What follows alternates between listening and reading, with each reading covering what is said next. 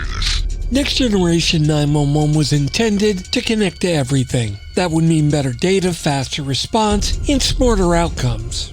But here's the uncomfortable question no one wants to ask or answer out loud.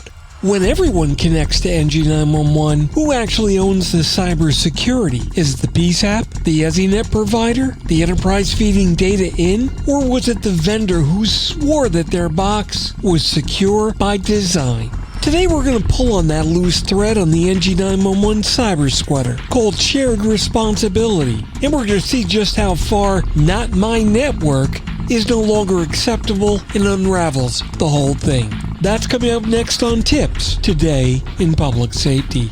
Welcome to TiPS, Today in Public Safety, your go-to podcast for today's breaking stories and public safety news. Here's your host, Fletch, with today's tips.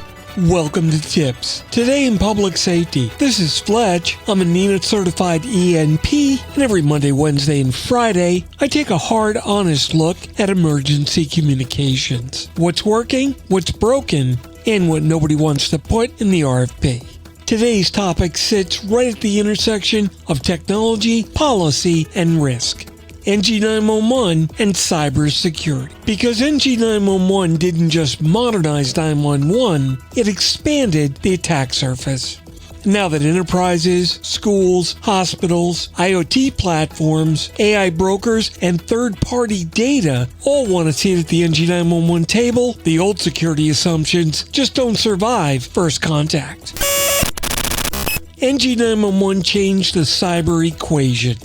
Legacy 911 lived in walled gardens. It had isolated trunks, limited entry points, and security by obscurity, whether we admit it or not.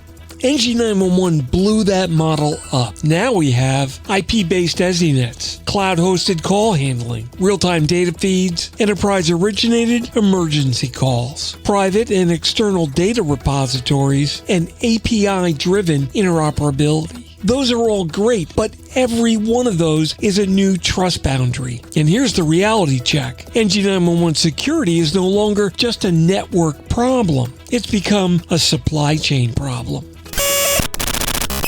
The myth of, hey, my part's secure. Everybody in the NG911 ecosystem loves to say, hey, my part's secure. Okay, that's cool, but attackers don't target portions.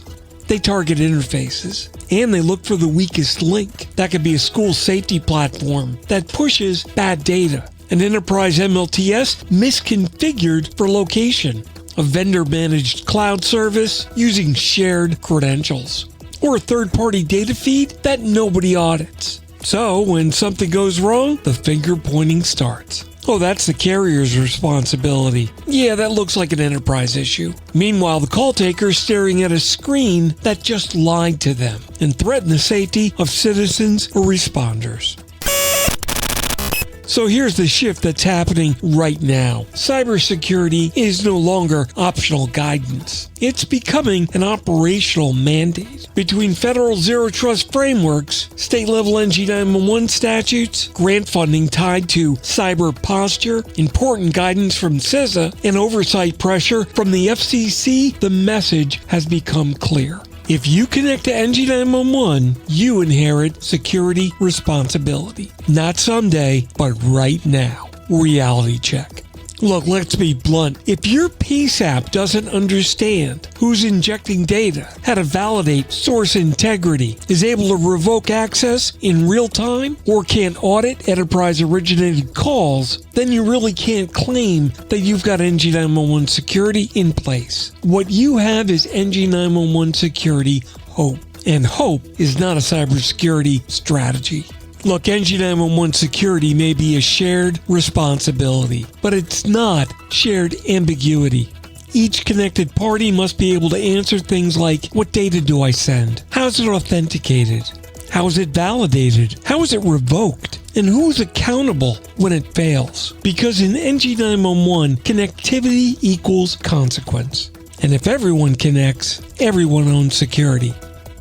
That wraps up this episode of TiPS Today in Public Safety. Thanks so much for listening. For more updates and insights, remember to follow me on social media at Fletch911. And you can visit 911tips.com for a complete archive of previous episodes. Be sure to check out my blogs, available online at Fletch.tv, and my professional website at Fletch911.com. Stay safe. Thanks so much for listening. And if you're in public safety, thanks for what you do every single day.